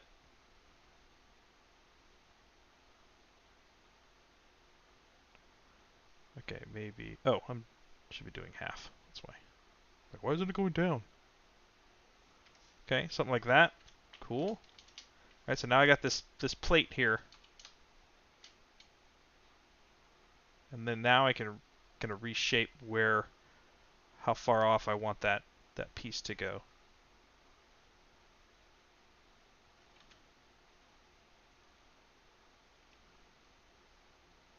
Something like this. Maybe we'll do one more crisp edges. But the thing about polish by groups is what it does is you'll see it kind of rounds off the edges. So if I want to keep a nice corner on these, we'll just go to pull out one corner like that.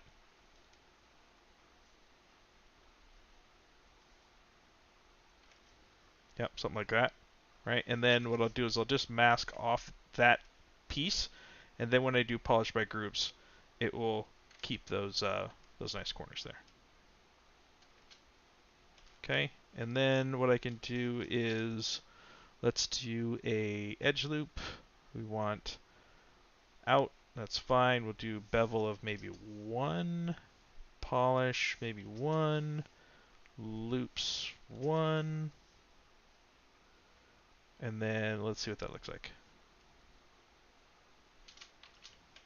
Alright, so it's just kind of this plate mechanism that those go into.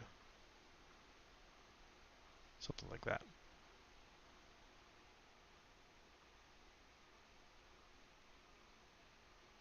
It's fun when you're in the middle of transpose and autosave kicks in. Yes.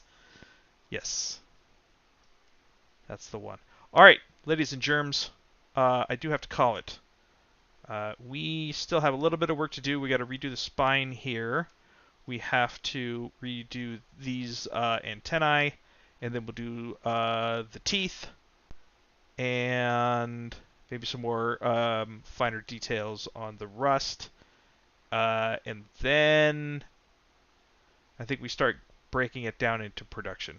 So he's pretty close. I think the overall design is done. I'm happy with the mandibles. I'm happy with the flow of the tentacles. I'm happy with the layout and design of the base and the I-beams. The feet are integrated now. Pretty happy with the consistency of detail. Right, you got some open areas. Frequency of detail is what I was meaning. Frequency of detail is pretty good. Got some open areas. Got some open areas. Open areas. It's got some good balance. I probably just need to do a little something here and fix those guys. And then we'll be done. Then we'll time to break it down into production. So thanks for hanging out, everybody. Through my technology woes. Let's give it a nice little render here as we say goodbye. It's time for the after party. Yeah. If you want to follow me on my personal Twitch, let me give you that link real quick.